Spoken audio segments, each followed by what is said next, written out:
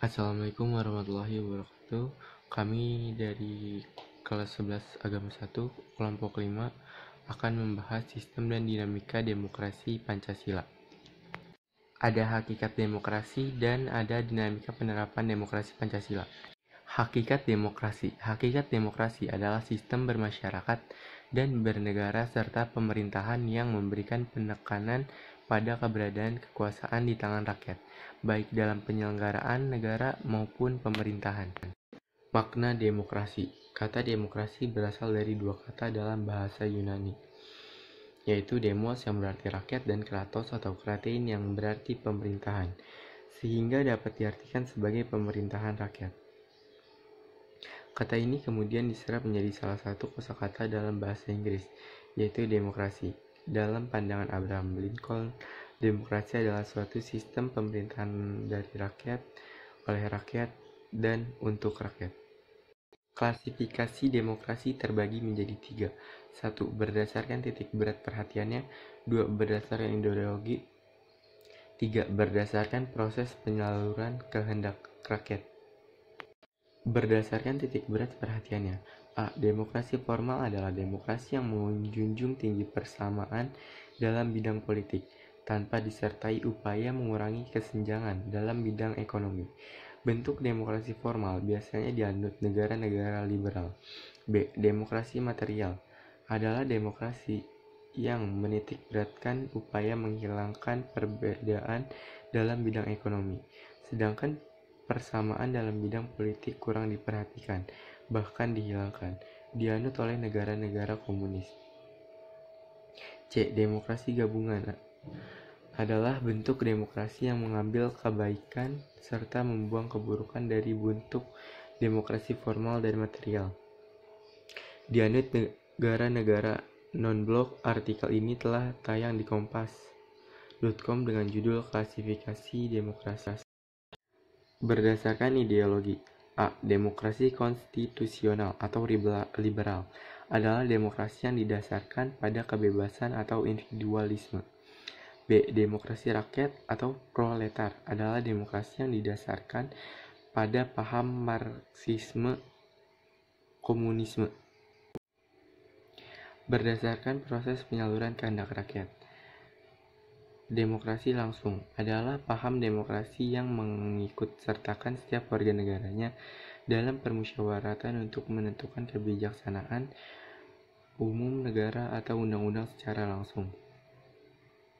Demokrasi tidak langsung adalah paham demokrasi yang dilaksanakan melalui sistem perwakilan. Penerapan demokrasi ini terkait kondisi suatu negara yang jumlah penduduknya semakin rumit dan kompleks. Prinsip-prinsip demokrasi. Prinsip merupakan kaidah atau ketentuan dasar yang harus dipegang dan ditaati. Prinsip demokrasi adalah beberapa kaidah dasar yang harus ada dan ditaati oleh negara penganut pemerintahan demokratis. Adapun prinsip-prinsip demokrasi tersebut sebagai berikut. 1. Negara berdasarkan konstitusi. 2. Jaminan HAM. 3. Kebebasan berserikat dan mengeluarkan pendapat. 4. Pergantian kekuasaan secara berkala.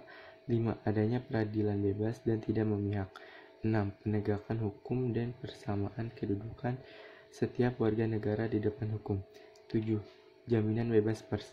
B. Dinamika penerapan demokrasi Pancasila. 1. Prinsip-prinsip demokrasi di Indonesia. Bagi bangsa Indonesia, pilihan yang tepat dalam menerapkan paham demokrasi adalah dengan demokrasi Pancasila. Paham demokrasi Pancasila sangat sesuai dengan kepribadian bangsa yang digali dari tata nilai sosial budaya sendiri. Bagaimana dengan prinsip demokrasi Pancasila? Ahmad Sanusi mengutarakan 10 pilar demokrasi konstitusional Indonesia menurut Pancasila dan Undang-Undang Dasar Negara Republik Indonesia tahun 1945. 1. Demokrasi yang berketuhanan yang Maha Esa. 2. Demokrasi dengan kecerdasan. 3. Demokrasi yang berkedaulatan rakyat. 4. Demokrasi dengan rule of law. 5. Demokrasi dengan pemisahan kekuasaan negara. 6. Demokrasi dengan hak asasi manusia. 7. Demokrasi dengan pengadilan yang merdeka. 8. Demokrasi dengan otonomi daerah. 9. Demokrasi dengan kemakmuran. 10. Demokrasi yang berkeadilan sosial. Demokrasi Pancasila mengandung beberapa nilai moral yang bersumber dari Pancasila, yaitu A. Persamaan bagi seluruh rakyat Indonesia. B. Keseimbangan antara hak dan kewajiban. C. Pelaksanaan kebebasan yang dipertanggungjawabkan secara moral kepada Tuhan Yang Maha Esa, diri sendiri dan orang lain. D. Mewujudkan rasa keadilan sosial. E. Pengambilan keputusan dengan musyawarah mufakat. F. Mengutamakan persatuan nasional dan kekeluargaan. G. Menjunjung tinggi tujuan dan cita-cita nasional. 2. Periodisasi perkembangan demokrasi Pancasila. Dalam perjalanan sejarah ketatanegaraan negara kita, semua konstitusi yang pernah berlaku menganut prinsip demokrasi. Hal ini dapat dilihat misalnya A. Dalam pasal 1 ayat 2 UUD 1945. Sebelum diamandemen berbunyi, kedaulatan adalah di tangan rakyat dan dilakukan oleh Majelis Permusyawaratan. B. Dalam pasal 1 ayat 2 UUD Negara Republik Indonesia tahun 1945, setelah diamandemen berbunyi, kedaulatan berada di tangan rakyat dan dilaksanakan menurut Undang-Undang Dasar. C. Dalam Konstitusi Republik Indonesia Serikat pasal 1 ayat 1 berbunyi, Republik Indonesia Serikat yang merdeka dan berdaulat ialah suatu negara hukum yang demokrasi dan berbentuk federasi. Ayat 2 berbunyi, kekuasaan kedaulatan Republik Indonesia Serikat dilakukan oleh pemerintah bersama-sama Dewan Perwakilan Rakyat dan Senat. D.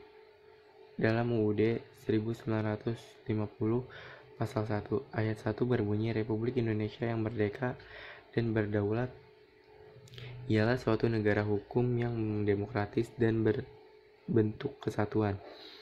Ayat 2 berbunyi, kedaulatan Republik Indonesia adalah di tangan rakyat dan dilakukan oleh pemerintah bersama-sama dengan Dewan Perwakilan Rakyat.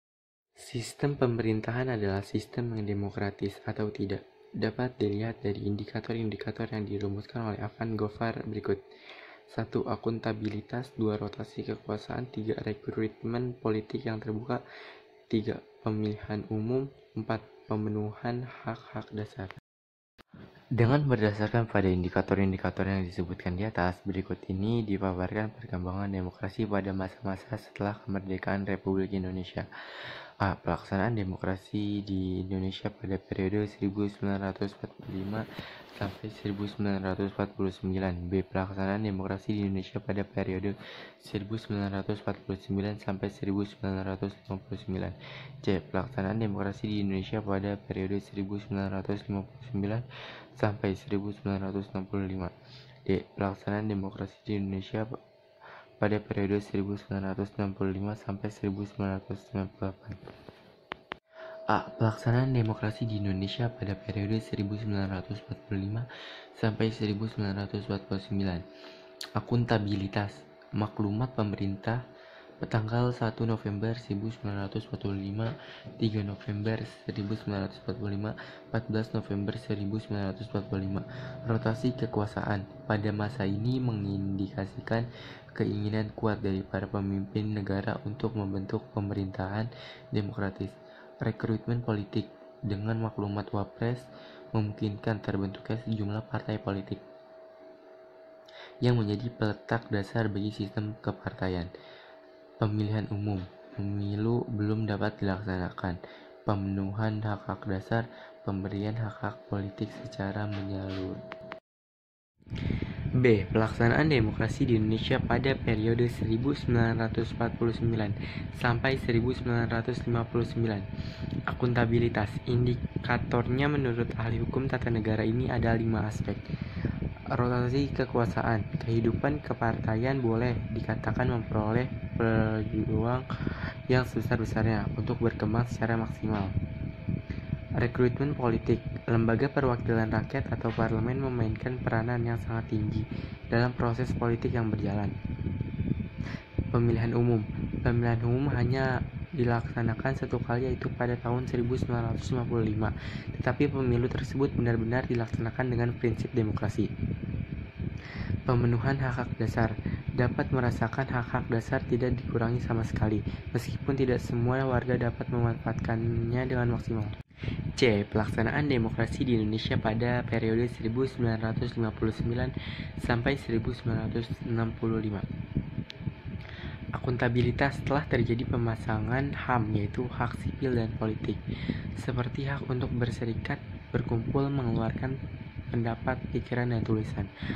Rotasi kekuasaan, sentralisasi kekuasaan yang semakin dominan dalam proses hubungan antara pemerintah pusat dan daerah. Rekrutmen politik, rekrutmen dilakukan dengan tertutup. Pemilihan umum, menguburnya sistem kepastian pemenuhan hak dasar manusia menjadi lemah. D. Pelaksanaan demokrasi di Indonesia pada periode 1965 sampai 1998. Akuntabilitas, sikap akomodatif terdapat tuntunan yang berkaitan dengan penegakan HAM. Rotasi kekuasaan legislatif hampir tidak pernah dilakukan. Rekrutmen politik, sistem rekrutmen dilakukan secara tertutup. Pemilihan umum, pemilu yang terjadi kecurangan. Pemenuhan hak dasar manusia masih lemah. E. Pelaksanaan demokrasi di Indonesia pada periode 1998 sampai sekarang. Akuntabilitas, masa Orde Baru yang berelawan dengan pemajuan dan perlindungan HAM. Rotasi kekuasaan dilakukan dari mulai pemerintahan pusat sampai tingkat desa. Rekrutmen politik, sistem rekrutmen dilakukan secara terbuka. Pemilihan umum, pemilu yang dilaksanakan jauh lebih demokratis. Pemenuhan hak dasar rakyat terjamin.